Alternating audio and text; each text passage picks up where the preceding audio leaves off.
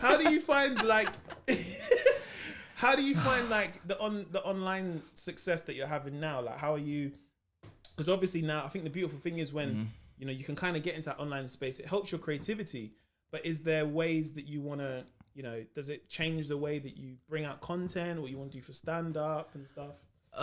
It just makes me want to put out more content, you know. I'm up to like 1 video a week now, which I mean to a proper YouTuber that's nothing, but to me it's like, oh, I'm really struggling under that weight.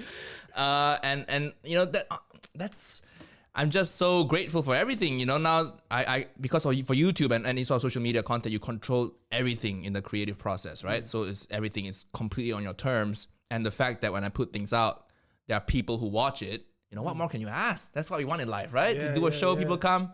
It's the same thing. You just want to sell tickets. You just want eyeballs on your craft, and what more can I ask for? It's amazing. And how many subscribers have you got at the moment, currently, right now? On YouTube alone, it's 2.5 million. Woo! Big numbers, boy. Thank you. So you got 2 blacks, gold ones. No, that's one. Oh. They don't give you two. They don't give you a plaque every million. I thought every million you get a plaque still. They give you one plaque, and then the next plaque is at 10 mil. Oh, really? It's a diamond button. So you get a plaque for, what is it? 100K. 100K. Silver one. Yeah. Right? And then a gold one for 1 mil. Oh, I see. Yeah. Okay. Because in my head, I'm like, oh, 500K plaque, boy. Then 750K plaque. That 1.25 million plaque. Yeah. Oh, I see. Because sometimes I watch that and I'm like, I'll look in the background of sometimes YouTubers. I'm like, how come there's no more plaques? Yeah. There's only 2. There's only 2 plaques.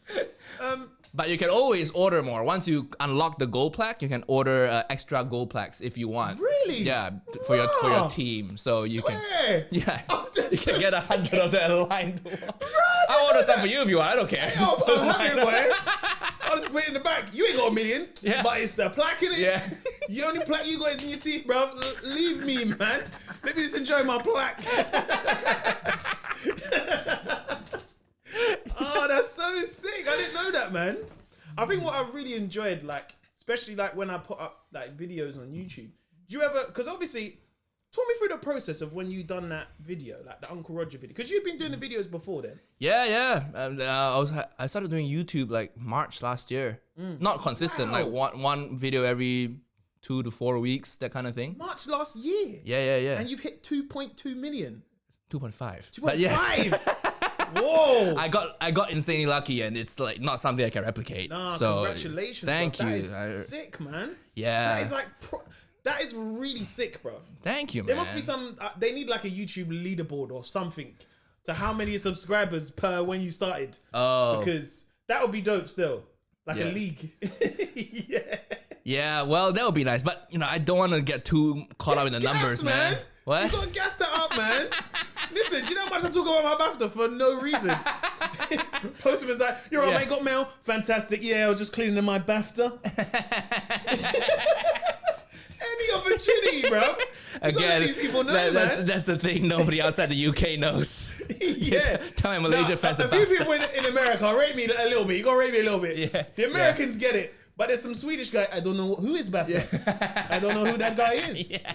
I'm like, don't worry, Swedish. Still, good job though. You gotta gas that up. Yeah. You'll find out. But nah, man, you gotta be.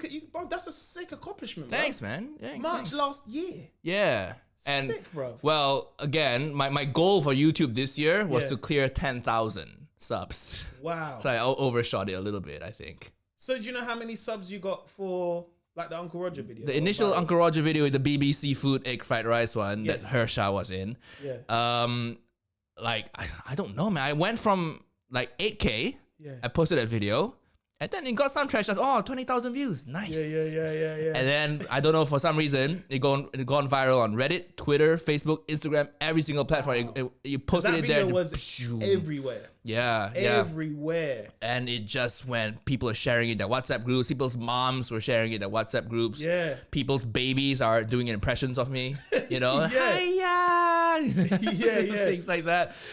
And I was interviewed for every single newspaper outlet in Asia. You know, Wow. Seoul Broadcasting Service had a whole 10-minute segment of, oh, do British people not know how to make rice? And then they played my clip, and then they interviewed like chefs in Korea, saying that, have you seen this before? They're like, no, I haven't seen this before. You know, I was in Variety, you know, that big Hollywood magazine, and it just went super crazy, man. Very, very grateful for it, of course. And I don't know, I think it just touches onto something that's super relatable, like making rice, and also like in a fun way talks about cultural appropriation, which is quite, you know, the topic of the month, you know, the trendy topic right now. So I think all those stuff plus the characters really funny, and the characters also very relatable, especially if you grew up in Asia. You know, you will have an uncle who behaves like that. You know, the sassy, condescending uncle. I think all those reasons. Oh, and because I started doing YouTube since last year, I knew how to edit. I knew how to make the sound good. I know what light to use, what camera lens to use. I know how to do jump cuts, zooming on my face, funny effects to keep people's interest. So I think all those things came together, and my stand-up chops, I could like make things funny. All those things came together, and you know. So yes, there is a bit of skill, but there's also tons of luck involved. So yeah. You strike while the iron's hot, man. And I think that's the really cool thing with what like online has allowed people to do now is how you can go viral and then say, cool, like I'm gonna keep doing more of this and put it on YouTube and just keep growing and growing and growing. Yeah, and growing. exactly. As opposed to, I got a new stand-up special on BBC Radio 4. And then I tell my mom back home, okay, how can I watch it? And I send her the link. Okay, what is iPlayer? Oh, I need a TV license? How do I watch this? I need a VPN? If you tell your mom you need a VPN to watch your content, they're like, fuck you. I'm not gonna do homework to watch my son's creation. Oh man, VPNs. You know the whole thing about VPNs, yeah? There's times I've been abroad and I'm like, I was in Australia and I'd done Live Video Apollo and I wanted to watch it while everyone was watching it. So I'm trying to get VPNs. Oh my gosh, bruv. I'm like signing up to this and then I'm like, cool, I've only got 30, I've got to pay for it. And then there's a fake VPN, it's not a VPN. Then it's sending me to some mad Russian website. I'm like, oh, come on, man. Yeah. That VPN thing is a lot more technical than what, because sometimes you just think, because you know now we live in a world of like apps. You download it, you press it, and it's done. Yeah. And I'm like, hold on a sec. Why is it saying man's in America? I'm not in America, bro. Oh, it's on the American settings. Okay. Yeah, Oh, that's too so much. And funny, man. even when Live at the Apollo put it on YouTube. Well, okay, on YouTube I guess it's globally accessible, but when it's on say BBC, like why don't you want more eyeballs on it? I guess it's just like bureaucracy and just red tape and legal issues that they can't expose it to more people. But it's just very limiting, right? The UK is a tiny country. In comparison to, well, my target demo is like mainly Asian people, so I need to look outside the UK. That's where most Asians are, you know, not here. It's too cold, boy. It's too cold right now, guys. 50 of us. So when you done Uncle Roger, was there people that thought that was a real person? Yeah. A character. Yeah, so that's a thing I have to be really careful about because most YouTubers will do a character, like, you know, PewDiePie is somewhat a character, and then there's a base comedian YouTuber with 8 million. His name is Davey504. Very, very funny. But he also plays a little bit of a character. But because I'm a stand-up, I want to sell tickets under my own name, right? So I need to let people know that I'm not just the character, you know? So there are little things I do, like keeping the channel name Mr. Nigel Ng instead of changing the channel name to Uncle Roger, you know, and then I break characters sometimes, and the bloopers, I become myself again, just little sprinkles of things to tell people that I'm still a person and Uncle Roger's my creation. But people still think like, oh my God, who is this guy? You know, why does he speak like that? My illusions are shattered because I realized Uncle Roger isn't real. It's like, it's in the YouTube description.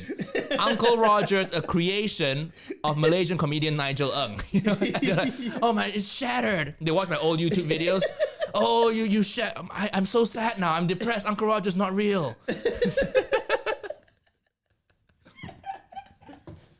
Oh man, I find it so funny because I remember when I started doing the couple of cans thing. Obviously, everyone knew there was a character, but for me, like, I tried to be like a proper purist at times, where like people say, "So who does the voices?" I'm like, I can't tell you because that's only in the world of my character. Do join me next week for more. And it's only until like maybe 2 years ago I was like, it's not that deep. I do the voices in it. Like it's really not that deep. Yeah. I did find that when I first done the tour, because initially, you know, I was gaining an audience through the tractions of those videos. So I was gaining an audience through that, and you know, we called the tour the Couple of Cans tour because that was the most eye-catching thing for someone who's like, oh, what is it? That's a catchphrase, yeah. Oh, cool. So we just thought, just make it what I'm saying is a catchphrase. But then it was really interesting because it's like you're saying, like, you're a comic first, and you're like, I want you to come to my tour shows, but I'm going to do stand-up comedy. And it's so hard because I had people who was like, I bought tickets, but I don't know what he's going to do. He's going to do Couple of Cans for an hour. And I was like, that's going to be a long, boring show. For the whole show. And it was really interesting when we done a tour show, and we was in Leicester, one of the shows, and I'd come out as the character because I was like, they want to see the character somehow in it. So I'd come out as the character. I'd have cans with me. Like, I've just come from the shop, give out cans. Who wants a can? Everyone goes, hey, what's happening? What's your name? Sally. What's happening, Sally? She's a slag. Like, I couldn't, like, and when I look back, I was like, it's a bit rude, you know? But people was like, yeah, I am. I was like, okay. Yeah. And then, like, I remember when we done the tour show, and there was this director that came because we was trying to do, like, we was doing this shorts thing with, like, Channel 4, and he came to, like, watch the show. And I remember him saying to me, he goes, I came to the show, and I was talking to this woman, and she said to me, oh, man, yeah, it's a great show, man. Like, some really good acts. And the guy was like, oh, but it's just Mo. And then she's like, no, but there was the guy before. And then it was Mo. And he was like, what? Like, you know, that's the same person. He just has a hat on, like, a jacket. Yeah. So I think for me, it was very much like transitioning from what I had done with the characters to be like, check out my stand-up. That's kind of where I want you lot to go. Cause I always feel like it has more length and more longevity. Do you feel that you could be in danger of that now? Where, you know, like you're saying, like, people say, oh my God, the illusion's shattered. And, you know, you take them on that side of like, come and check out the stand-up, because that's what I've been doing for years. Or are you in that place where you're just like, this is the character, I'm going to really push more with the character? How are you finding your way of transitioning into both? Well, honestly, I don't know yet because I haven't been on a tour. All this blew up in the pandemic, right? So I haven't been on a tour yet.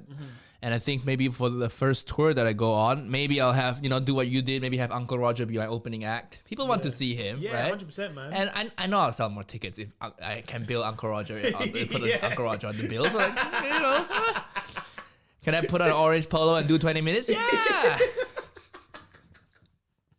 Yeah, bro. Give them what they want, right? Yeah. But in an effort to get people to know me as a creator, as me as well, just as myself. Yeah.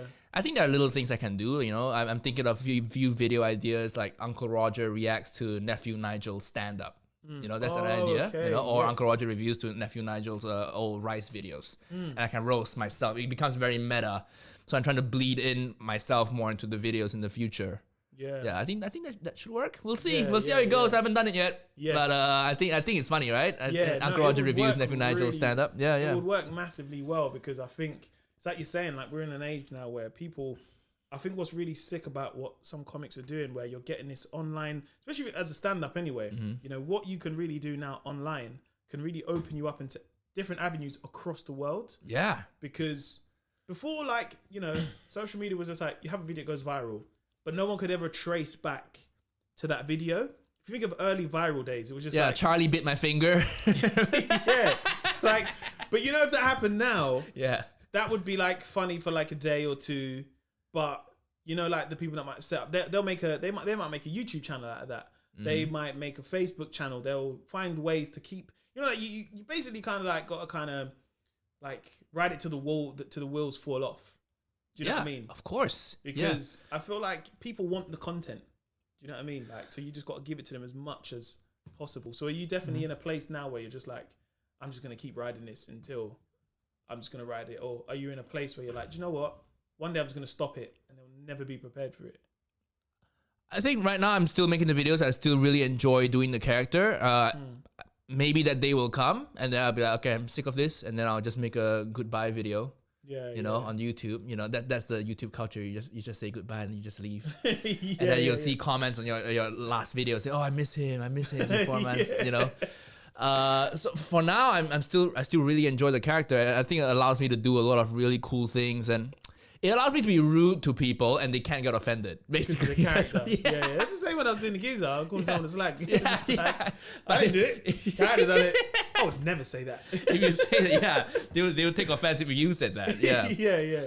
I don't know. I don't know what the future is gonna hold, man. I'll keep doing it. I think as long as white people keep fucking up Asian food, I think I'll keep making videos. And that will never stop. That will never stop.